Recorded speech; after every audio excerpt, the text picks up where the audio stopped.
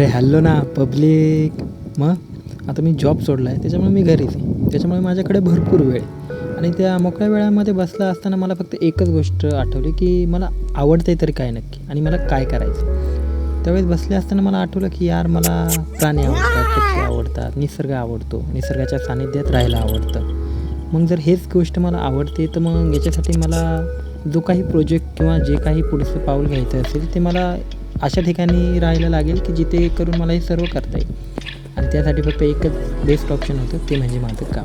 म्हणजे गावाला जाऊनच मला थोडंफार हे करायचं होतं. म्हणजे हा निर्णय खूप कठीणच होता, कारण यासाठी सर्व सोडून म्हणजे 20 वर्ष आपण ज्या ठिकाणी राहतो आहे ती जागा सोडून आपल्याला पूर्ण गावाला जायचं होतं. आणि यासाठी मित्र मैत्रिणी किंवा जे काही गोष्टी असतील त्या सर्व मला सोडायच्या होत्या. सोडणार होतो म्हणण्यापेक्षा त्या सोडाव्या लागणार होत्या. पण ठीक आहे, कुठे मला कायमचं हे करायचं होतं. मी तिथे जाऊन माझा प्रोजेक्ट चालू करणार होतो. आणि आता हा प्रश्न होता की मी आता जर जायचं ठरलंच आहे तर मग नक्की आता तिथे जाऊन तू करणार तरी काय.